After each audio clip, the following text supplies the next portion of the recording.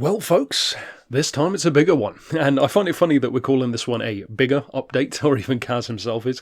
So the biggest updates in GT7 so far are pretty much an average update in GT Sport, but we have 7 vehicles this time around, 7 silhouettes to get through. We'll have to see, of course, if any of the already confirmed or even rumoured circuits arrive. I feel like they probably will, otherwise it's a bit of a misstep to call this a quote-unquote big update. So let's walk left to right, and we'll jump back between the back row and the front as we go. First off, this 7 vehicles, this collection, definitely adds a bunch of vehicles again to the data mining list. I mean, there was really no doubt as to its authenticity at this point, but at least it is knocking off a few more of those because there were 80 to get through, and I think we're something like a quarter or a third of the way. So the first one appears to be a Mercedes for sure. We know a couple of Mercs are due to come to the game. The 190E, which of course is iconic, and the more curious 500E. This one could be either, but as someone Discord, and you should join the channel Discord, there's a link down below to discuss all this kind of stuff each month. As we've discussed on there, and as many have pointed out, raising the brightness and the contrast and all that kind of stuff, you can't really see a rear wing. So it could be a version of the 190E, maybe a 2.3 Cosworth, perhaps, rather than the 2.5. With that smaller rear wing, the one that you commonly see in like a champagne gold kind of colour, they still fetch pretty high prices, not as quick as the more iconic Batmobile shape, but it could be either one, or it could be that 500E. We'll have to ultimately wait and see. To me, it looks more like a 190E shape, for sure. It's even squarer, even boxier than the 500E. So I'm personally going to say, at the risk of being wrong, I think it is going to be the 2.3 with the smaller rear wing, 190E, in that champagne gold kind of colour. But we'll have to wait and see. The next one, of course, will be the highlight for many people, though. It's finally coming. The Lexus LF-A. It's about damn time too, because it's the kind of car that you could have had and should have had in the game from day one, but of course it's going to generate hype, especially when you release it way into the game cycle, as we are now, far more than, what is it, like a year and a half, at least at this point. Finally getting the LFA back in the game, of course, is going to please a ton of people. Be interesting to see how good it sounds. We will also have the potentiality, perhaps in future, of a V10 swap, which could be nice, but we'll have to see. The next one was apparently confirmed before the game's release. I don't actually recall that. You can clearly immediately see that it's a Tesla, though. Very curious at this point to add a new Tesla to the game. It's no Tesla Vision GT, which is actually one of the VGTs I was most looking forward to, especially given how quick the actual Teslas are in real life. This one, though, appears to be a Model 3. Bit of a curious addition. I'm guessing Kaz probably drove one and liked it or something. I don't know. Maybe because the Model 3 is a slightly more affordable version of a Tesla's lineup. Whatever the case, a new Tesla isn't necessarily a bad thing. It's just that, as I've said before, Gran Turismo has a weird relationship with electric cars. They don't really let you tune that much. You can't really do anything in terms of pitting in, aside from tyres, so they're useless for long races. But we'll have to see. It will doubtless be quick anyway. The next one appears to be the Porsche GT2, I believe it was, or the 992 at least, from the GT movie, I believe. It looks like that in the silhouette, the one which is briefly featured at the Nürburgring section in the Gran Turismo movie.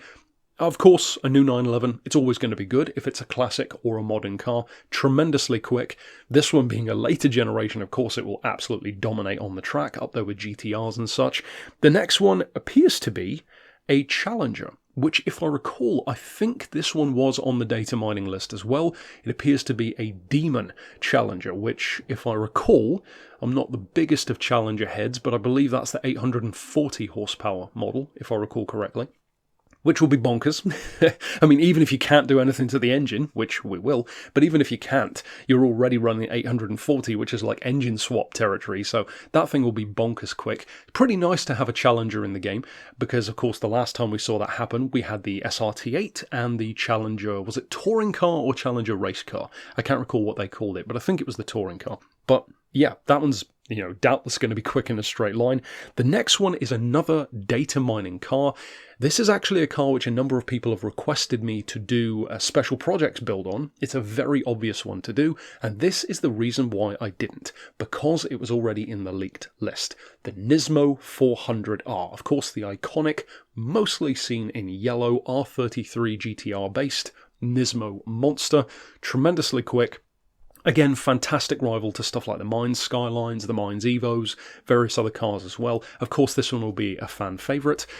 Sometimes aftermarket cars can feel a little redundant, given how close special projects, for example, can be to how those cars would be in the game, but still, it's great to have it. Of course, we don't have the visual upgrades to make a perfect 400R replica anyway. And last, but definitely not least, I don't recall now if this one was or wasn't in the data mining list. I've certainly talked, in fact, very recently, about these coming to the game. In fact, I believe I featured it in my, I think it was the non-premium car predictions list to come back from older games like Gran Turismo 6.